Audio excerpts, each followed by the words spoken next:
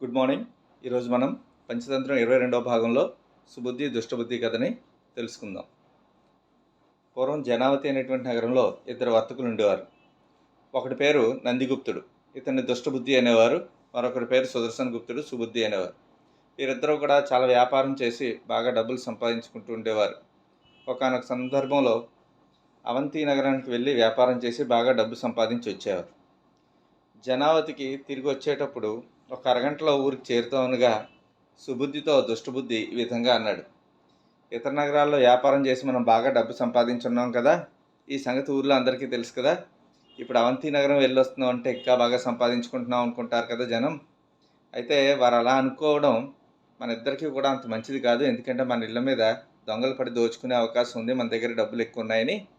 అందుకని మనం ఏం చేద్దామంటే ఒక ఉపాయం ఉంది అన్నాడు. సుబుద్ధి అన్నాడు, ఏం చేద్దామో చెప్పు అన్నాడు. మన బండిలో ఉన్నటువంటి లంకెల బిందెలన్నీ కూడా తీసి సంపాదించిన డబ్బు అంతా కూడా బిందెల్లో వేసి అగో కనబడే మర్రి చెట్టు కింద గొయ్యి తీసి పాతి పెడదాం. ఆ తర్వాత మనకి ఎప్పుడు అవసరం అయితే అప్పుడు మనం ఆ డబ్బులు తీసుకుందాం అన్నాడు. సరే అయితే అని చెప్పి చీకటి పడే వరకు ఆ మర్రి చెట్టు దగ్గర కబుర్లాడుకుని చీకటి పడిన తర్వాత ఎవ్వరు లేని సమయంలో గొయ్యి తీసి వీళ్ళ సంపదనంతా కూడా ఆడ దాచిపెట్టారు. అయితే ఇలా చెప్పాడు కదా, నా ఆలోచన ఎలా ఉంది అని దుష్టబుద్ధి సుబుద్ధిని అడిగాడు. అడిగితే అబ్బా చాలా బేసిక్గా ఉంది, మన దగ్గర ఉంటే నిజంగా దొంగల పాలు అవుతుంది డబ్బు, మంచి సలహా ఇచ్చావని చెప్పి ఎవరికి వాళ్ళు బయలుదేరి వెళ్ళిపోయారు. ఊర్లోకి వెళ్ళి వ్యాపారం చేసాం కానీ అవంతి నగరంలో నష్టం వచ్చింది అని ప్రజలు పలికించారు. ప్రజలకు వాళ్ళ మీద సానుభూతి జాలి బాగా కలిగింది. వీళ్ళు దాచిన డబ్బు అంతా కూడా ఎప్పుడు కావాలంటే అప్పుడు తెచ్చుకుందాం అనుకున్నారు కదా. ఒకనొక సమయంలో అవసరమైనప్పుడు సుబుద్ధి దుష్టబుద్ధితో ఇలా అన్నాడు, ఈ రాత్రి డబ్బు తెచ్చుకుందాం, మనకు కొంచెం డబ్బులు అవసరం అన్నాడు. సరే తెచ్చుకుందాం అని చెప్పి దుష్టబుద్ధిగాడు అన్నాడు. వీళ్ళిద్దరూ కలిపి అలా అనుకున్నట్టే రాత్రి వేళ వెళ్ళి మర్రి చెట్టు దగ్గరికి వచ్చి కింద తవ్వుతున్నారు. ఎంత తవ్వినా కానీ బిందెలు కనపట్టలేదు. ఆందోళనలో పడ్డారు ఇద్దరు కూడా. ఇక్కడ కాదు అక్కడ, అక్కడ కాదు ఇక్కడ అని ఆ చెట్టు చుట్టూ తవ్వేశారు, కానీ ఎక్కడా కనిపించలేదు. నోటి నుంచి మాట రాలేదు సుబుద్ధిగాడికి. దాచిన సొమ్ము ఏమైంది అని ఆలోచించాడు. ఈ పాటికి మీకు అర్థమై ఉంటుంది ఏమైంది అని చెప్పి ఆలోచించి దుష్టబుద్ధి సుబుద్ధి పీక పట్టుకున్నాడు. నువ్వు నాకు తెలియకుండా సొమ్ము కాచేసో ఎక్కడ పెట్టావో చెప్పు అన్నాడు. అంటే సుబుద్ధి అన్నాడు, అయ్యో నేను దాచడం ఏంటి, మన ఇద్దరం కలిసే కదా దాచాం, దాచింది నిజమే కానీ నాకు అది ఎక్కడుందో తెలియదు, నేను కాచేయలేదు, మన ఇద్దరికీ తెలుసు కాబట్టి నువ్వే కాచేసేవేమో అన్నాడు. అంటే నువ్వు నన్ను అంటావా అని చెప్పి పద రాజుగారి దగ్గరికి వెళ్దాం అని చెప్పి దుష్టబుద్ధి రాజుగారి దగ్గరికి తీసుకుని వెళ్ళాడు. తెల్లవారిన వెంటనే రాజుగారి దగ్గర అతన్ని ప్రవేశపెట్టారు. ఈ విషయాన్నంతా కూడా వివరంగా చెప్పారు. ఎలా డబ్బులు సంపాదించామండి, దాచుకున్నాం, తర్వాత వచ్చి చూస్తే లేదు, ఇగో ఈ సుబుద్ధిగాడే డబ్బులు పట్టుకుపోయాడని చెప్పి చెప్పాడు. చెప్పి వీటికి తగిన శిక్ష విధించండి అన్నాడు. నువ్వేమంటావు అని చెప్పి సుబుద్ధిని రాజుగారు అడిగారు. మహారాజా నాకు ఏ పాపం తెలియదు, నేను అంతా కూడా నిజమే చెప్తున్నాను అని చెప్పి చేతులు జోడించి నమస్కారం చేశాడు.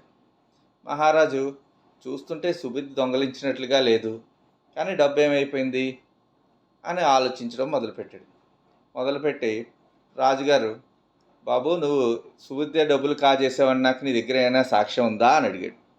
మహారాజా న్యాయం దాచిపెడితే దాగుంటుందేంటి, బిందెలు పాతి పెట్టిన చోట చెట్టు ఉంది కదా, చెట్టునే అడుగుదాం, చెట్టే సాక్ష్యం చెప్తుంది అన్నాడు. ఆ చెట్టు ఎలా సాక్ష్యం చెప్తుంది అని చెప్పి ఆలోచన కలిగింది. అక్కడ ఉన్న వాళ్ళందరికీ కూడా ఆశ్చర్యపోయారు. సరే చెట్టు సాక్ష్యం నిజంగా చెప్తుందా అని అడిగాడు మహారాజు. చెప్తుంది అన్నాడు. చెప్పకపోతే నీకు మరణశిక్ష విధిస్తా అన్నాడు. అలాగే చెప్తుంది అని చెప్పి ఇంటికి వచ్చేసాడు దుష్టబుద్ధి. సుబుద్ధి వాళ్ళ ఇంటికి వెళ్ళిపోయాడు. రాత్రంతా నిద్రపోకుండా ఆలోచించాడు ఈ దుష్టబుద్ధి. ఆలోచించి చెట్టు చేత ఎలా మాట్లాడించాలి, సాక్ష్యం ఎలా చెప్పించాలని ఆలోచించి వాళ్ళ నాన్న ముసలి నాన్న గుర్తొచ్చాడు. అప్పటి వరకు వాళ్ళ నాన్నని పట్టించుకోకుండా, పనికిరాని వాడని ముసలివాడని పట్టించుకోకుండా ఓ మూల గదిలో పడేశాడు. ఆ నాన్న గుర్తొచ్చాడు.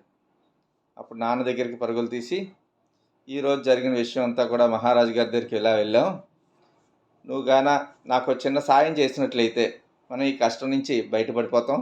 ధనం మూలం మిగతా జగత్ అంటారు కదా, ధనం ఉంటే అన్నీ ఉన్నట్లే మనకి, కాబట్టి మనం ధనం చేజిక్కించుకుందాం, సుబుద్ధిని ఇరికించి అంటే వాళ్ళ నాన్న ఒప్పుకోలేదు.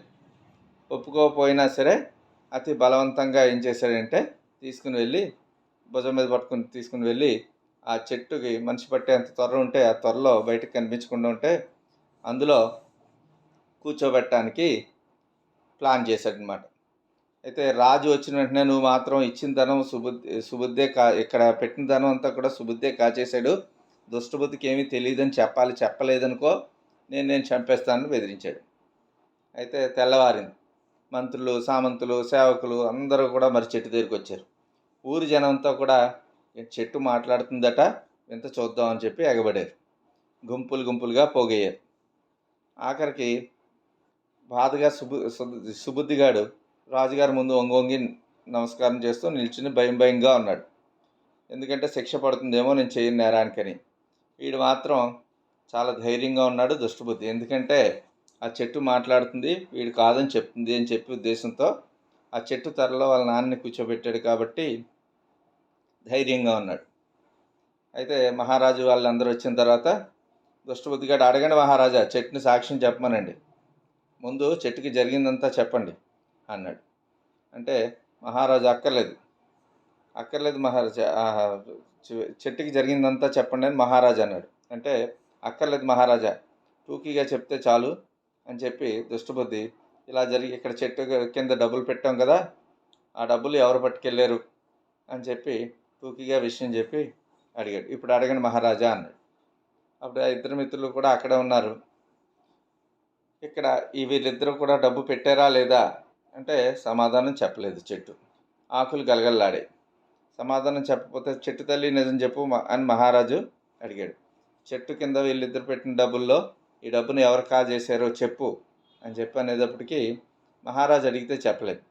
అప్పుడు ఈ దుష్టబుద్ధిగాడు నిన్నే నిజం చెప్పు, లేకపోతే నీ సంగతి చూస్తానని చెప్పి గట్టిగా బెదిరించేటప్పటికి ఆ చెట్టు త్వరలో దాగున్నటువంటి వీళ్ళ నాన్న ఆ డబ్బంతా సుదర్శనుడే దోచుకుని పోయాడు, ఓ అర్ధరాత్రి వచ్చి పట్టుకుపోయాడు, తిరిగి దుష్టబుద్ధి మీద పెడుతున్నాడని చెప్పాడు.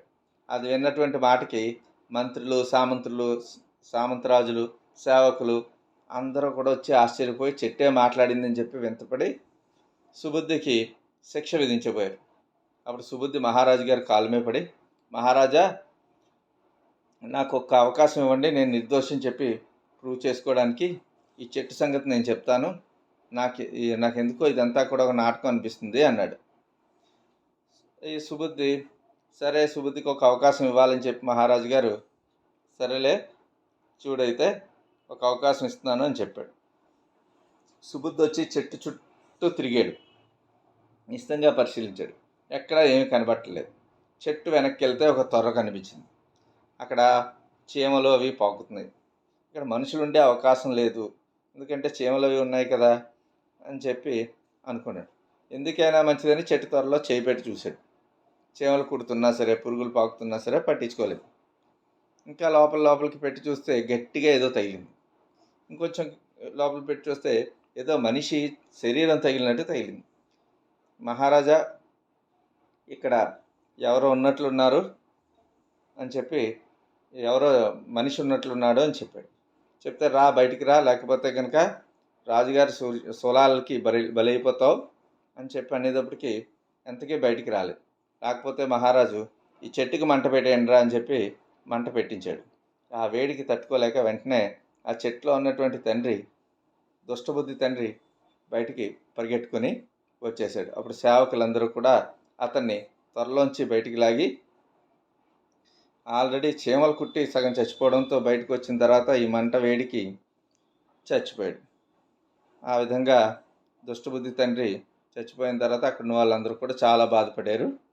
ఆ తర్వాత మహారాజు గారి నిజం తెలుసుకుని సుబుద్ధికి తప్పు లేదని తెలిసి అక్కడ ఉన్నటువంటి ధనం అంతా కూడా కాజేసింది ఈ దుష్టబుద్ధి అని చెప్పి ఆ ధనం అతని దగ్గర నుంచి తీసుకుని ఇతనికి ఇప్పించి, అలాగే ఈ నందిగుప్తుడు అంటే దుష్టబుద్ధికి మరణశిక్ష విధించారనమాట. ఈ కథ కరటకుడు దమనకుడికి అంటే నక్కలు రెండు చెప్పుకుంటున్నాయి. అలాగే రేపు కొంగలు పాము కథ చెప్పుకుందాం. Thank you one and all.